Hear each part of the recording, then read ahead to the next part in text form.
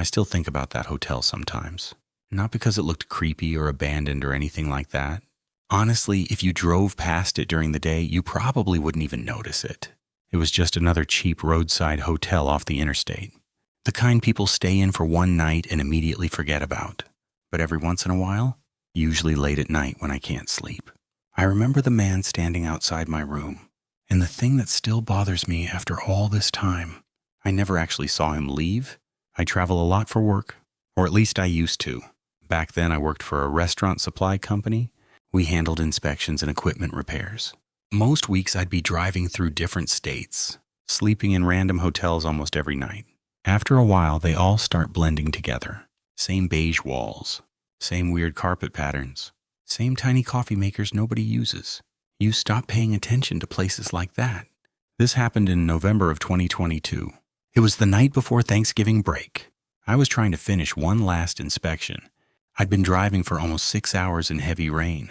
Not normal rain either. The highway disappeared under my headlights.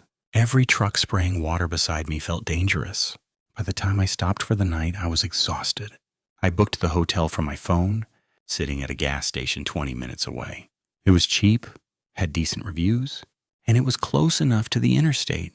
That's literally all I cared about. I remember pulling into the parking lot around 11:30 p.m. The first thing I noticed was how empty the place looked. There were maybe 7 or 8 cars total. Most of them looked like they hadn't moved in days. One pickup truck near the back had leaves gathered under it. The hotel itself was one of those older 2-story places. Every room door faced outside toward the parking lot. Rainwater dripped from the edges of the roof. Some of the lights along the second-floor walkway were burned out, leaving sections of darkness between pools of light. I sat in my car for a minute checking messages. My girlfriend had texted asking how much farther I had left to drive. I told her I was stopping for the night. She replied, "Good, you sound exhausted." I remember staring at that message thinking she was right. I felt completely drained. The lobby was small and weirdly warm inside. Compared to the cold air outside, there was an old TV mounted in the corner. It was playing a cooking show with no sound. The guy at the front desk looked really young, maybe 19 or 20. He barely acknowledged me when I walked in. "Checking in?" "Yeah." I handed him my ID. While he typed, I noticed a security monitor behind the counter, showing different camera feeds around the hotel. Most of the screens looked grainy and dark. One of them kept flickering. I don't know why I remember that detail so clearly. The kid handed me my key card. Room 214. Then almost as an afterthought, he added something strange. "If you hear noises outside tonight, maintenance is renovating some rooms." I laughed a little. "At midnight?" He shrugged without smiling. "They work weird hours." At the time, that explanation sounded completely normal. I grabbed a bottle of water from the lobby cooler and headed back outside. The cold hit immediately. Everything smelled wet from the rain. I found the staircase around the side of the building. I carried my bag upstairs. The second-floor walkway stretched in a straight line, overlooking the parking lot below. Water dripped steadily from the metal railing. My footsteps echoed louder than they should have.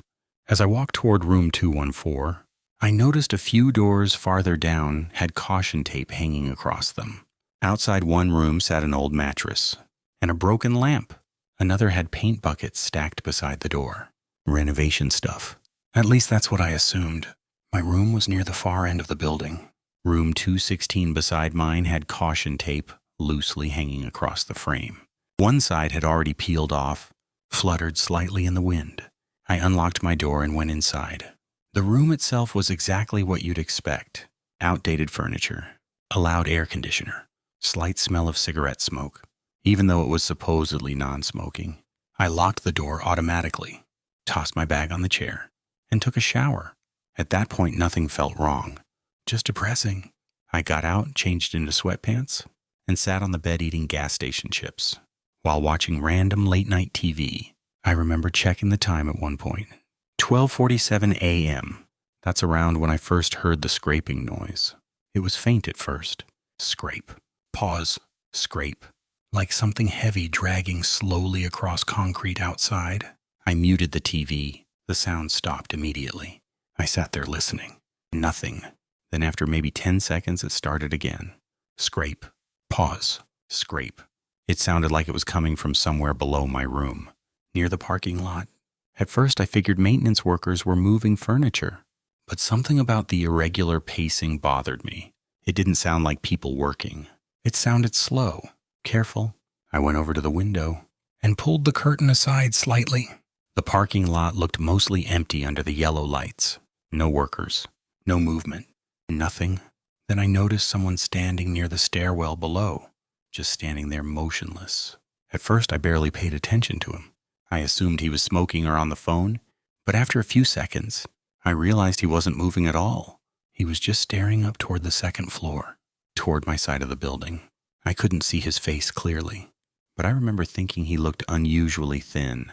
Then he stepped backward into the darkness beneath the walkway overhang and disappeared from view. A weird, uncomfortable feeling hit me right then. Nothing dramatic, just that subtle instinct telling you something feels off. I let the curtain fall closed and turned the TV volume back on. A few minutes later, I heard footsteps outside. Slow footsteps. They moved along the walkway until they stopped directly outside my room. I looked toward the door automatically. Silence. I expected knocking or keys or something. Nothing happened. Then after maybe 20 seconds, the footsteps continued away again. I actually remember feeling annoyed more than scared. Hotels are noisy. People get drunk. People go outside to smoke. I tried ignoring it. Around 1:10 a.m., there was a knock at my door. 3 soft knocks. Not aggressive. Not loud. Just deliberate. Knock, knock, knock. I sat there for a second staring at the door. "Yeah?" I called out. No response. I got up and looked through the peephole. Nobody. The walkway outside was empty. That immediately made my stomach tighten, because I hadn't heard footsteps walking away. I kept looking through the peephole for several seconds. Still nothing. Finally, I unlocked the door and opened it slightly. Cold air rushed inside immediately. I looked both directions down the walkway. Completely empty. No sounds, no movement.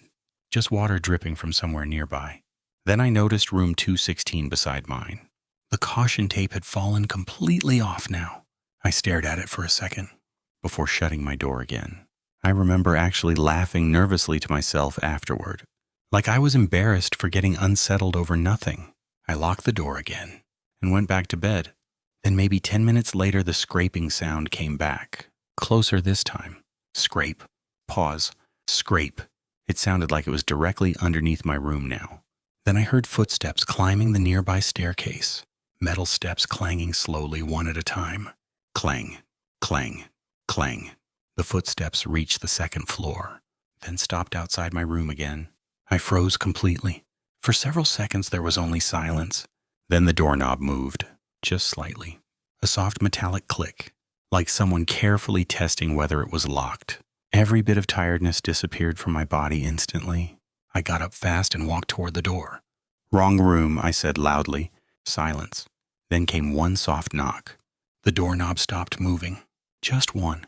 I didn't answer this time. A few seconds later, footsteps slowly walked away. I waited until I couldn't hear them anymore, before checking the peephole again. Nothing. Nobody there. That was the moment genuine fear started creeping in, because the walkway outside was long and open. There was nowhere nearby someone could disappear without me seeing them. I grabbed my phone and texted my girlfriend. "Some weird guy keeps coming to my door." She replied almost immediately. "What?" Before I could answer, another knock came. 3 knocks again. Softer this time. I stood perfectly still. Another 3 knocks. Then silence. I moved quietly toward the door and looked through the peephole. At first it looked empty again. Then I noticed something at the very bottom corner of the peephole view. A shoe. Someone was standing directly beside my door, pressed against the wall where I couldn't fully see them. I stopped breathing for a second. All I could see was the front edge of a dark boot. Nothing else. Whoever it was knew exactly where the peephole couldn't reach. I backed away slowly. Then the doorknob began turning again. Slowly, carefully. Not shaking violently like someone trying to break in. Almost patient. Then a man's voice spoke through the door. Very calm. "I know you're awake." I still remember the way he said it. Not angry. Not loud. Almost casual. My entire body went cold. I didn't answer. The voice came again. "You opened the door before." The fact he knew that made my stomach drop instantly. He had been watching me earlier. I grabbed the heavy lamp beside the bed without even thinking. The man outside laughed quietly under his breath. Then silence again. I called the front desk immediately. The same kid answered. "Front desk. There's somebody outside my room trying to get in." Pause. "What room?" 214. Another pause. Then he said something strange. "Are you sure?" "What do you mean, am I sure?" "I mean, nobody should be over there." That sentence made my chest tighten immediately. "What does that mean?" "Just stay inside your room." "I already am." "I'll check the cameras." Then he hung up. Something about the way he said it scared me even more. Like he already knew exactly who I was talking about. About 30 seconds later, another knock hit the door. Harder this time. Bang, bang, bang. Open the door. His voice sounded lower now. Closer. I backed away immediately. My girlfriend called me then. Because I'd stopped replying. The second I answered, she said, "You need to call the police." Before I could respond, the man outside rattled the doorknob harder. The chain lock shook slightly. My girlfriend heard it through the phone. "Oh my God," she whispered. I dialed 911 with shaking hands. While it rang, everything outside suddenly went quiet. No footsteps. No knocking. Nothing. The operator answered. I explained as much as I could, without sounding insane. "There's someone outside my hotel room trying to get in." "Can you see them?" "No." "Are they still outside?" "I think so." The operator told me officers were on the way. Then while I was still on the phone, I heard something above me. Footsteps. Heavy footsteps crossing slowly over my ceiling. I stared upward immediately. I was already on the top floor.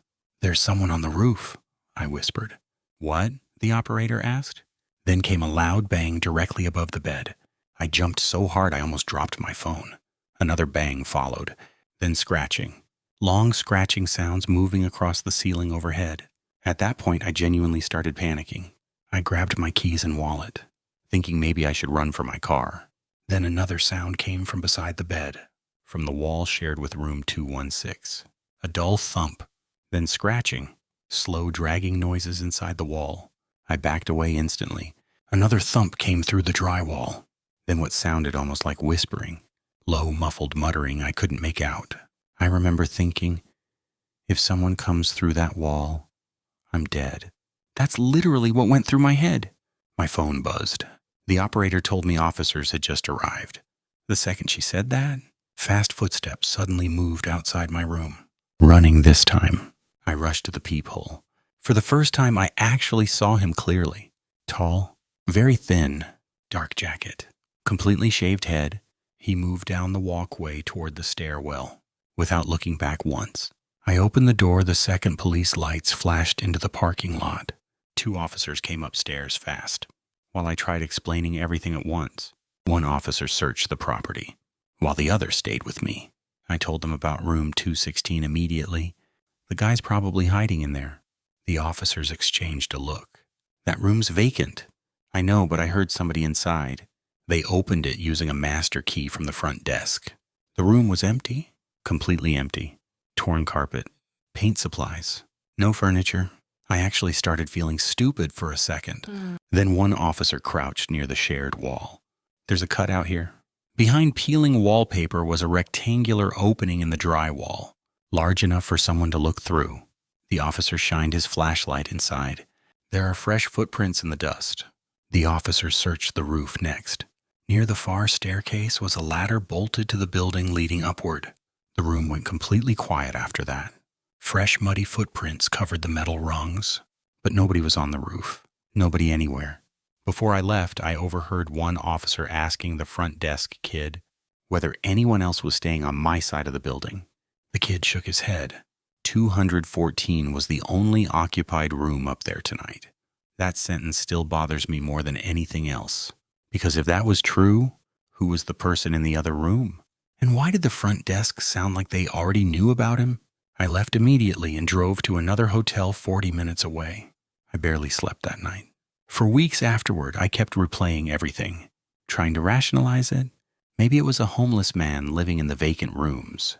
Maybe he'd done this before. Maybe the hotel was hiding it to avoid problems. But there's one thing I never figured out. About 3 months later, curiosity got the better of me, and I searched for the hotel online. I found a review posted the same night I stayed there. It said, "Someone kept trying my hotel door all night. Staff acted strange about it." But the weird part was the hotel owner's public response underneath. It read, "We investigated and confirmed another guest mistakenly approached the occupied room. During a medical episode, occupied room, singular, meaning there had been another occupied room on that floor after all, which means somebody lied to police that night." I actually called the hotel the next day. A manager answered. When I mentioned room 214, he went quiet for a few seconds before saying, "You should probably stop looking into that." Then he hung up. The hotel closed permanently less than a year later. No news stories, no explanation, nothing.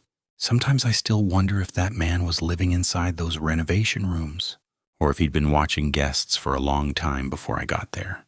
But the thing I can never forget is what I saw right before police came upstairs. I looked through the peephole one last time. The man was standing at the far end of the walkway near the stairs, completely still. The police lights were already flashing across the parking lot below him. And even from that distance, I could tell he was smiling.